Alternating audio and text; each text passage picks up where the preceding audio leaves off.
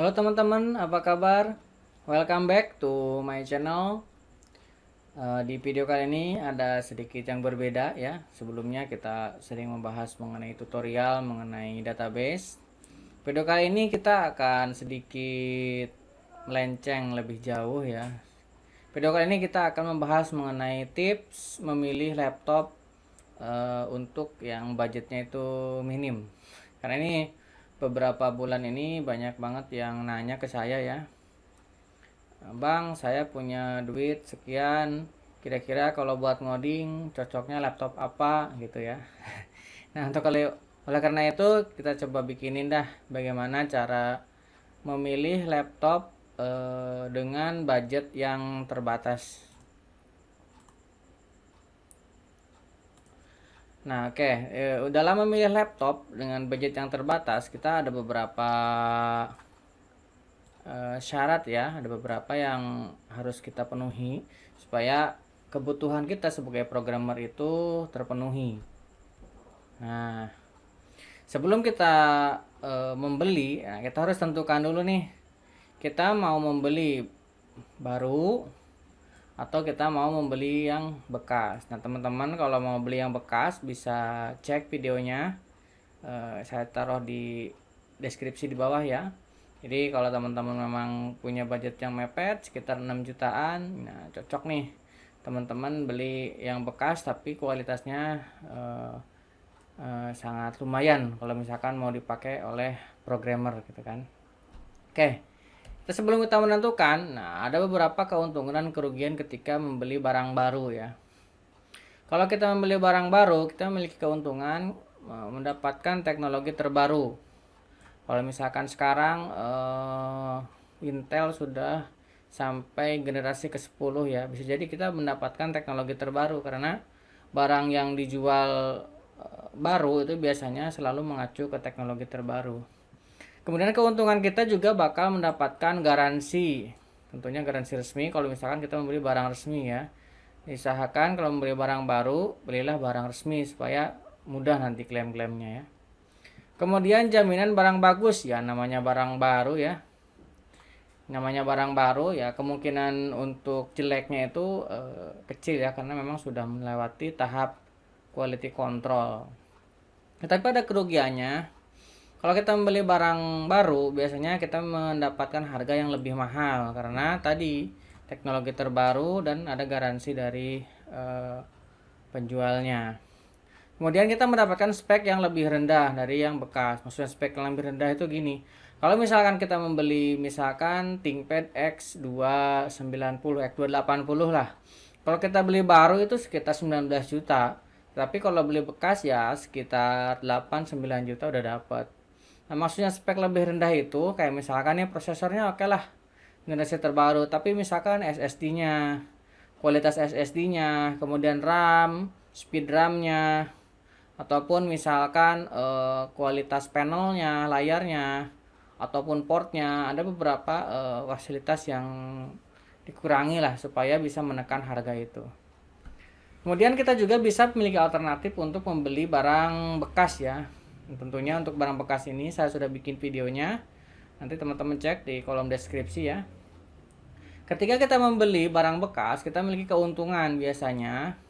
Kita mendapatkan spek yang tinggi. Laptop bisnis yang dijual seharga 19 juta dengan kita beli bekas, setelah 2 tahun pemakaian bisa turun sampai setengahnya.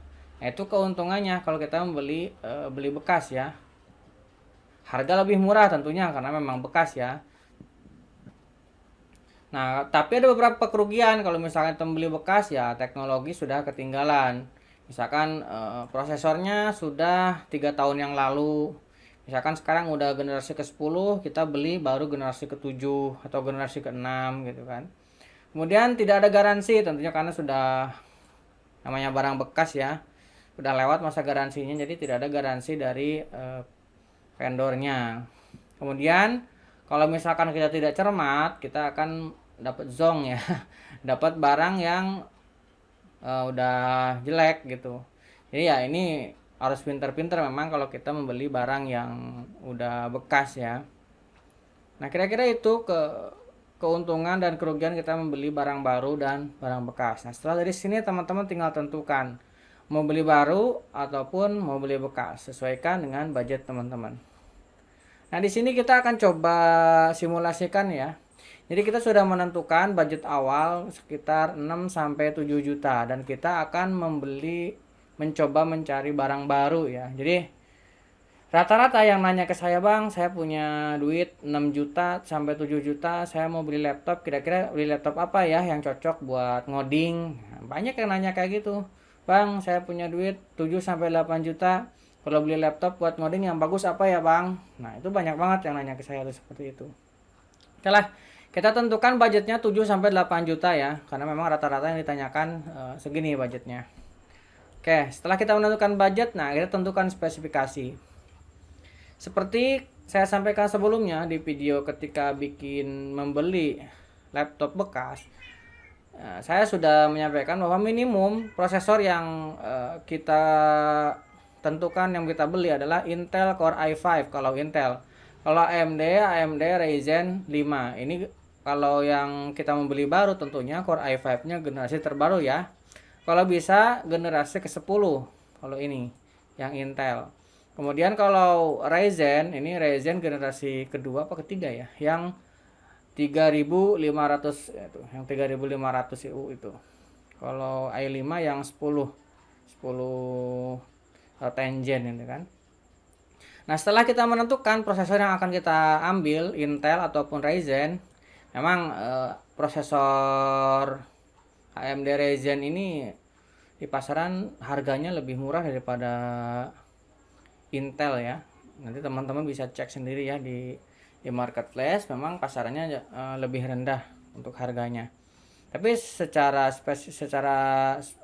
kemampuan sebenarnya sih hampir setara, bahkan lebih cepat kalau dari benchmarknya ya untuk Ryzen ini. Tapi dalam beberapa kondisi kayak stabil dan sebagainya, Intel kadang lebih unggul juga. Jadi ya teman-teman tentukan saja. Nah, kemudian setelah kita menentukan prosesornya, kita juga harus tentukan media penyimpanan. Kalau dulu disebutnya HDD atau hard disk, kalau sekarang disebut kayaknya udah gak zaman lagi HDD ya. SSD kalau sekarang ini. SSD juga ada macam-macam, ada SSHD, ada SSD 2,5 in, kemudian ada SSD NVMe dan sebagainya. Ya, teman-teman tentukan. Nah, ketika teman-teman memilih laptop, tentukan penyimpanan kalau bisa SSD yang speednya itu read dan write-nya itu kenceng, supaya ya nanti booting dan proses read dan write-nya ketika kita ngoding itu kenceng juga. Jadi ini perhatikan speed dari SSD-nya. Kalau sekarang sih rata-rata yang baru-baru sudah sekitar 3000-an ya, 3000 read-nya itu. Kemudian setelah kita menentukan media penyimpanan, kita juga tentukan RAM-nya. RAM-nya juga sama, harus minimum 8 GB, karena memang kalau laptop sekarang kalau misalkan RAM-nya di bawah 8 GB kayaknya bakalan banyak banget kepentoknya. Apalagi kalau teman-teman yang memang berencana menjadi programmer mobile ya, Android itu butuh banget RAM yang lumayan gede. Jadi kalau hanya 4 GB itu akan susah banget. Laptopnya akan teriak-teriak nanti. Kemudian setelah RAM-nya juga diperhatikan speed RAM-nya, karena RAM ini ada macam-macam speednya ya. Yang sekarang di Intel generasi ke-10 sudah bisa 2700 2600 speednya. Ryzen juga sama. Nah, bahkan ada yang kalau misalkan teman-teman untuk gaming yang Ryzen 7 yang seri H itu bisa membaca sampai 3200 speed dari RAM-nya. Intel sampai hanya 2700 saja. Kemudian layar. Nah, layar ini kalau bisa teman-teman sudah IPS, supaya ketika teman-teman ngoding itu lebih enak lah tampilannya, lebih enak, sejuk di mata ya. Ini. Tapi kalau memang teman-teman memang budgetnya mepet banget, tadi 7 sampai 8 juta, ya ini bisa sedikit dipangkas ya. Nah, ini bisa kita abaikan dulu penyimpanan SSD ketika kita beli. Yang penting ketika kita mau beli, tanyakan nih ke penjualnya apakah slotnya tersedia untuk upgrade SSD. Ya oke lah, sekarang memang SSD-nya belum ada, tapi slotnya sudah ada. Ketika sewaktu-waktu kita sudah memiliki dana tambahan, kita upgrade ke SSD nih. Jadi beli sekarang oke. Nah tapi untuk yang prosesornya ini nggak bisa ditawar-tawar nih. Harus Core i5 atau Ryzen 5 ke atas nih. Kalau memang teman-teman ingin ngodingnya tuh lebih enak. Walau pakai Core i3 juga masih bisa ya. Tapi ya itulah, nanti akan berbeda rasanya ketika teman-teman menggunakan Core i5 dibandingkan dengan Core i3. Kemudian yang RAM juga sama, misalkan ada yang menjual hanya 4 GB single channel, 4 GB, masih ada satu slot lagi yang kosong. Nah, boleh tuh. Jadi ada dua slot, satu sudah terisi 4 GB, kemudian masih ada slot kosong untuk bisa kita upgrade. Nah, bisa saja kita abaikan 4 GB dulu lah karena memang gadget kita terbatas, tapi kita bakalan mudah nih kalau misalkan sewaktu-waktu kita upgrade RAM-nya. Nah, ini juga boleh nih. Kita ambil opsinya seperti itu ya. Kemudian layar. Nah, ini layar nih kalau bisa sih sudah IPS ya, karena memang layar ini akan susah di-upgrade, walaupun teman-teman bisa nanti menambahkan layar eksternal. Ini kalau misalkan kita masih mendapatkan yang belum 1080 baru HD saja, belum Full HD, masih enak lah. Walaupun ya panelnya masih TN misalkan, ya itu masih boleh untuk programmer ya, untuk coding, karena memang coding tidak membutuhkan terlalu kualitas layar yang terlalu bagus ya. Kecuali teman-teman memang di situ sudah konten kreator ya, jadi harus bagus layarnya. Nah, kira-kira ini panduannya. Jadi kalau misalkan mau beli bener-bener mepet nih budgetnya, nah teman-teman usahakan bagian ini jangan disunat. Nah, kalau yang lain-lain bolehlah disunat karena kita bisa melakukan upgrade nih nantinya. Nah, ini juga kalau memang bisa nih jangan sampai disunat juga nih. Tapi kalau kepaksa ya bolehlah. Yang ini. Tapi yang dua ini asalkan slotnya sudah ada, nah ketika beli belum ada, kita bisa sewaktu-waktu nanti upgrade tuh bisa tuh.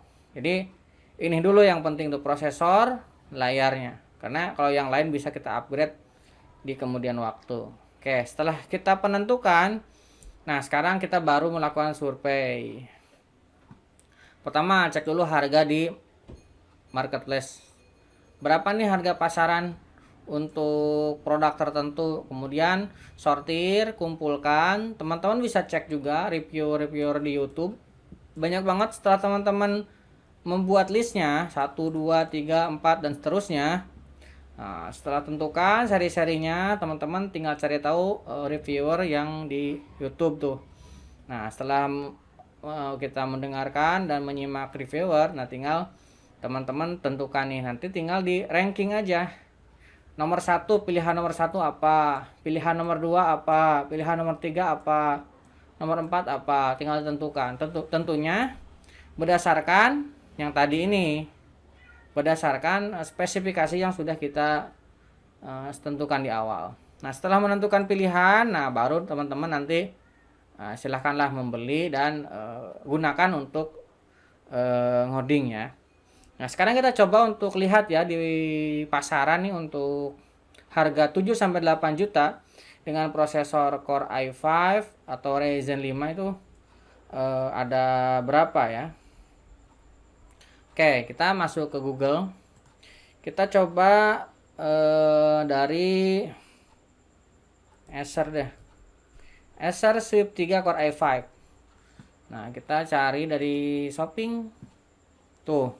Ini teman-teman bisa mendapatkan harga sekitar 8.200.000 ya. Oh, paling murah ini nih. Tapi ini Core i3 sih. Saya sarankan jangan. Ini sekitar 8 jutaan lah. Swift 3 ini untuk yang Intel ya, sekitar ini. Tapi teman-teman sudah mendapatkan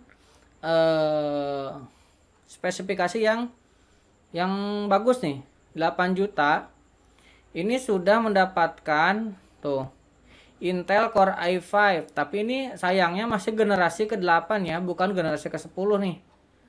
Nah, hati-hati nih teman-teman ketika membeli, perhatikan ini. Ini kalau di depannya angka 8 berarti ini generasi ke-8. Nah, kalau bisa teman-teman ini yang depannya 10 nih supaya itu adalah generasi terbaru Intel. Kemudian ini grafiknya. Nah, ini udah 8 GB, sudah SSD 256. Nah, kemudian layarnya mana nih? UHD. Ini bukan layarnya. Ini enggak ada spesifikasi layarnya ya. Ini enggak ada info layarnya. Yalah, kita stop dulu. Nah, ini nih, ini juga sama generasi ke-8. Ini generasi ke-10 yang ini ya nih. Nih, kita lihat ya. Teman-teman hati-hati ketika memilih. Teman-teman perhatikan yang tadi. Kalau bisa belilah generasi yang terbaru. Nih. Contoh ini nih.